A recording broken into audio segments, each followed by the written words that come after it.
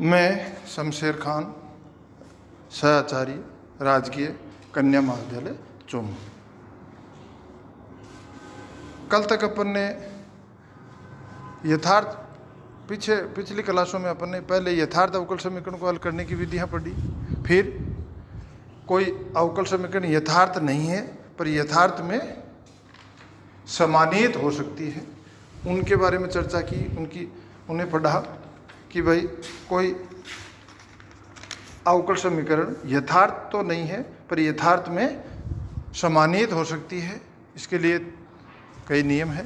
प्रथम नियम अपन ने पिछली क्लास में पढ़ा कि निरीक्षण द्वारा समीकरण को देख करके उसका निरीक्षण करके उसे पुनर्व्यवस्थित करके और अपन अपने दिमाग से ऐसा फलन लेते हैं एक्स वाई का जिससे उस समीकरण को हल करने पर ये वो यथार्थ बन जाए। दूसरी विधि है कोई समीकरण M D X plus N D Y रूप की है पर वो यथार्थ नहीं है, तो उसमें पहला नियम तो लगाते हैं निरीक्षण द्वारा, दूसरा नियम लगाते हैं, अब आज पढ़ेंगे दूसरा नियम है कि क्या वह समीकरण समघात है। यदि वो समघात है तो उसमें अपन M X plus N Y का मान निकाल के देखते हैं। यदि M X plus N Y का मान अशून्य है, M X plus N Y is not equal to 0 है, तो अपन कह देते हैं कि भाई इसका समाकल गुणांक क्या होगा 1/mx प्लस एन वाई। इसके लिए अपन एक क्वेश्चन देखते हैं। एक्स स्क्वायर वाई क्वेश्चन है, हल कीजिए। X square Y minus 2x Y square कोष्टक बंद D X is equal to X cube minus 3x square Y कोष्टक बंद D Y is equal to 0। ये M D X plus N D Y रूप के अवकल समीकरण है, पर इसे अपन चेक करें तो ये यथार्थ नहीं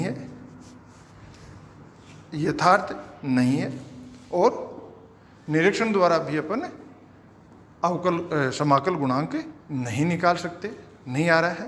तो अपन देखते हैं क्या ये समघात है। तो अपन ने देखा तो ये तृतीय घात की समघात अवकल समीकरण है। तो फिर अपन ने M X plus N Y का मान निकाला, वो क्या आया X square Y square is not equal to 0, मतलब M X plus N Y का मान एक्स स्क्वायर वाई स्क्वायर जो कि 0 नहीं है। अतः इस अवकल समीकरण का समाकल गुणांक होगा 1/x स्क्वायर वाई स्क्वायर। दी हुई समीकरण को अपन 1/x स्क्वायर वाई स्क्वायर से गुणा कर देते हैं तो नया समीकरण अपने को प्राप्त हो जाता है 1/y माइनस 2/x कोष्टक बंद D X is equal minus कोष्टक x/y square minus 3/y D Y is equal to 0। ये अपना नया समीकरण प्राप्त हो गया। अब इस नियम के अनुसार ये अब यथार्थ अवकल समीकरण होना चाहिए, तो इसके लिए अपन चेक कर लेते हैं। Del M upon del Y is equal to minus 1/y square आ रहा है, del N upon del X is equal to minus 1/y square आ रहा है। इसका मतलब ये यथार्थ अवकल समीकरण है।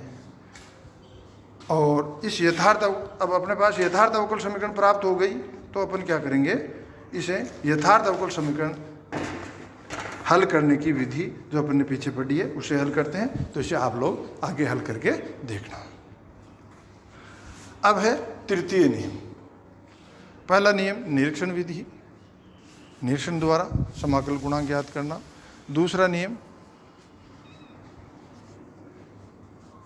यदि वो समघात है तो M X plus N Y का मान निकालो, वो 0 के बराबर नहीं हो। एक चीज़ और ध्यान रखनी है, कई बार क्या होता है कि M X plus N Y का मान 0 के बराबर तो नहीं होता पर वो बहुत बड़ा मान हो जाता है। चूँकि अपन भाग देते हैं तो बीजगणित में भाग देना भारी पड़ता है, कठिन होता है। यदि टर्म जैसे एक्स स्क्वायर वाई स्क्वायर आ गया, एक्स स्क्वायर आ गया, मतलब एक पद में मैक्सिमम 2 पद, जो भी ऐसे पद हों जो इस समीकरण में आराम से अपन भाग दे सकते हों, उनको काट सकते हों, समीकरण को नए रूप में परिवर्तित इजीली कर सकते हो तो अपन उसे इस विधि को काम में लेंगे, अन्यथा अपन अगली विधि ट्राई करेंगे। एक तो ये। दूसरी, यदि mx plus ny is equal to 0 आ जाए तो भी अगली विधि काम में लेंगे। तो दो विधि है, निरीक्षण द्वारा समाकलन गुणांक ज्ञात करना। दूसरी विधि है यदि वो समघात हो तो mx प्लस ny पता करते हैं। तीसरी विधि है यदि समीकरण को इस रूप में हो, यदि द्विविध समीकरण इस रूप का हो, मतलब f1xy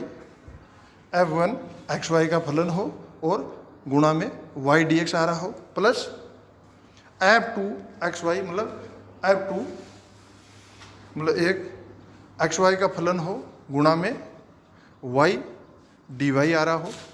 तो अपन क्या करते हैं, इसमें mx माइनस ny का मान निकाल के देखते हैं।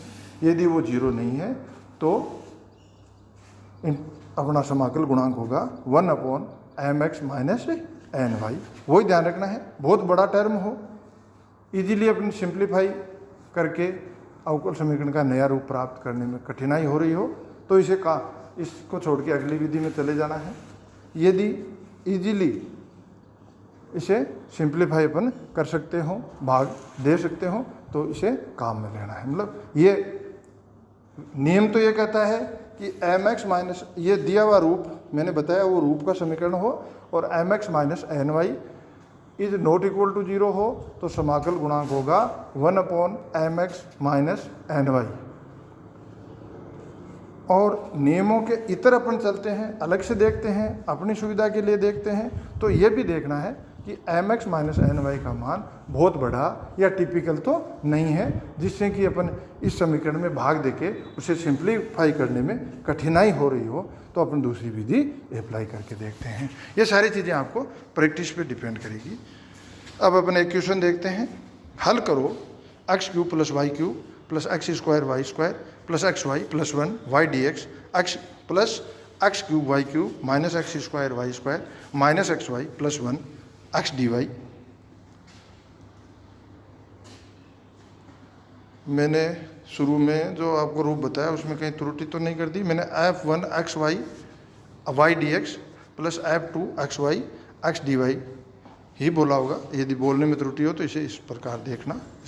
वैसे मैंने स्क्रीन पे लगा रखा है, नोट्स में भी ये विधि और इक्वेशन लिख रखा है। अब ये समीकरण दिया हुआ ही इसी रूप में है जिस रूप में अपने को चाहिए। इसका मतलब इसमें तृतीय विधि अपन अप्लाई करके देखेंगे। m का मान और n का मान, इनको x और y से गुणा करके यदि अपन सिंप्लीफाई करें तो 2x² y² इंटू कोष्टक में x y प्लस 1 कोष्टक बंद आता है, जो कि 0 के बराबर नहीं है। अर्थात 1/2x²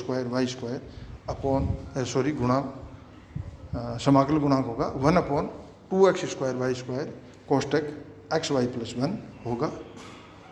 दिए हुए समीकरण को यदि अपन इसका भाग दें तो भाग देना आपको आराम से आता होगा। आप भाग दे के देखोगे तो अपना नया समीकरण हो जाएगा y/2 plus 1/2x² y dx plus x/2 plus x/2 minus plus कोष्टक में x/2 minus 1/y plus 1/2xy² dy equal to 0। इसमें अपन del m/del y और del n/del x देखते हैं तो del m/del y और del n/del x बराबर आते हैं। इसका मतलब ये समीकरण यथार्थ के रूप में बदल गई। मतलब समीकरण 2 यथार्थ अवकल समीकरण गई। और यथार्थ अवकल समीकरण आपको पहले पढ़ाया हुआ है तो आप लोग इसमें यथार्थ अवकल समीकरण की विधि से इसे आप हल कर सकते हो। चौथा नियम है, केवल अपन नियम की चर्चा करते हैं, बाकी अगली क्लास में करेंगे। इन दोनों ये तीनों विधियां मैंने कहा ना सुविधाजनक। पहली बात तो ये लागू हो, नहीं लागू हो तो आगे बढ़ना ही बढ़ना है। यदि लागू तो हो रही है पर टर्म बहुत बड़ी आ रही है, इसे सिंप्लीफाई करने में अपने को कोई कठिनाई आ रही है तो अपन अगला नियम भी ट्राई कर सकते हैं। अगला नियम है यदि अपन मान निकालें 1/n into del M upon del Y minus del N upon del X का मान निकालें, वो या तो केवल एक्स का फलन आए या अचर आए, तो अपनी जो समीकरण है M D X plus N D Y उसका समाकल गुणांक होगा 1 अपॉन एन कोष्टक में del M upon del Y minus del N upon del X is equal to F X. मतलब दी हुई समीकरण को इस जो मान आता है उस एफ एक्स से गुणा करते हैं तो वो यथार्थ अवकल समीकरण में परिवर्तित हो जाती है और फिर यथार्थ अवकल समीकरण की विधि से अपन इसको हल कर सकते हैं।